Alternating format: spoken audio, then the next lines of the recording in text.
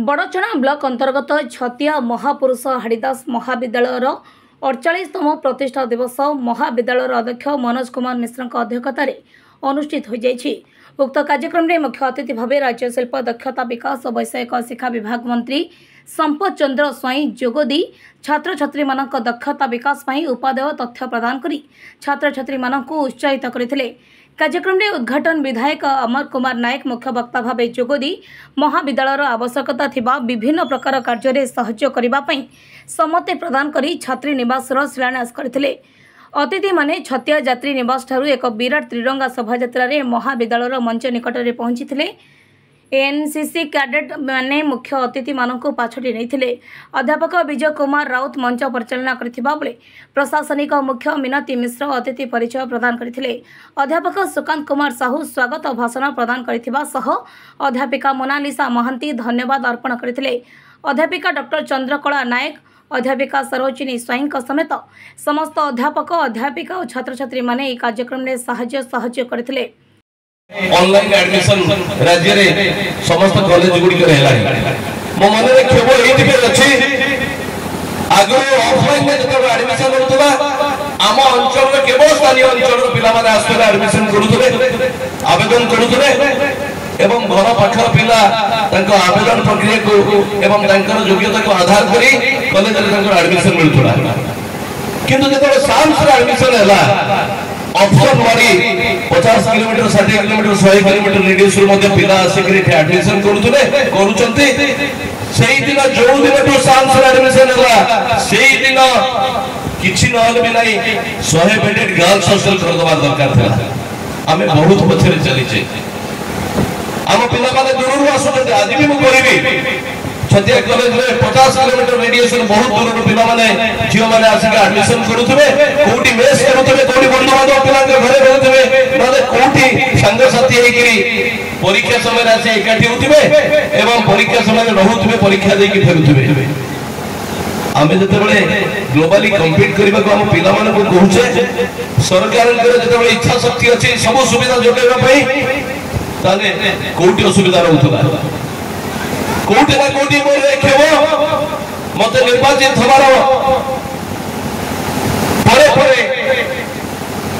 मो मनरे संकल्प आनी देला नाही मु समस्त कॉलेज गुडी को हम निर्वाचन मंडल रे जोटी अछि किछि थाउ ना थाउ प्रथमे छात्री माने को पई छात्री निवास करबी ए संकल्प लेइथिली। विद्यार समय एही समय आवश्यक करूथिबा ज्ञान कौशल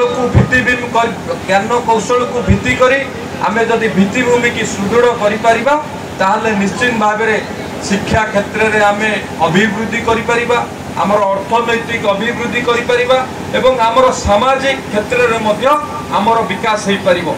एबे आम सरकार युवा वर्गंकर किपरि भाव में दक्षता विकास होबो सेमानकु शिक्षा क्षेत्र में आगु को नहीं होबो आम सरकार एबे ता ऊपर गुरुत्व दउछन एवं युवक मानक भितर तीनोटी जिनस अछि युव शक्ति भितर तीनोटी जिनस अछि। प्रथम होउची सर्जन और परिकल्पना द्वितीयटी होउची निष्पत्ति नेबार शक्ति तृतीयटी होउची काम करिवार जिद।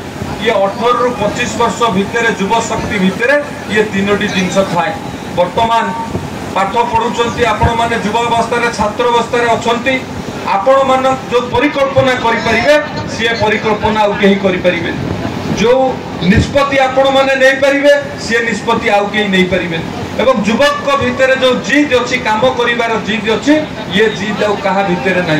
स्वामी विवेकानंद गोटे कथा कहिथिले मते 100 युवक दियो मु भारत को बदलै देबी 100 युवक दियो एति पई कहिथिले युवक मानक भितर आत्मविश्वास अछि युवक माने समस्त शक्ति रे परिपूर्ण तेणु 100 युवक देले स्वामी विवेकानंद भारत वर्ष को परिवर्तन करदेवे एक कथा कहिथिले। एवं आम ओडिशा होची युव शक्ति रे ओडिशा रे 1/3 होचंती युव शक्ति। आम युव शक्ति को जदि आमे दक्ष करि परिबा आम युव शक्ति को जदि आमे उचित मार्ग रे नै परिबा ताहले निश्चित भाव रे ओडिशा आगु को जाई परिबो। माननीय मुख्यमंत्री समृद्ध ओडिशा गठन करने लक्ष्य रखिछन जेते बेले आम ओडिशा भाषा भित्तिक शतवार्षिक पालन करुथिबो 2036 मसीह सेतेबेले ओडिशा को समृद्ध ओडिशा गठन करिवार लक्ष्य रखिछे एवं समृद्ध ओडिशा केतेबेले गठन होई परिबो जेतेबेले युवक माने दक्ष हेबे जेतेबेले युवक माने शिक्षित हेबे जेतेबेले युवक माने सशक्त हेबे सेतेबेले जाई समृद्ध ओडिशा गठन हेई परिबो प्रथमे युवक मानकु दक्ष और सशक्त कले जाई कि आमे समृद्ध ओडिशा गठन करि परिबा। बड़चणारू ध्रुवचरण साहू रिपोर्ट ज्योति प्रभा न्यूज।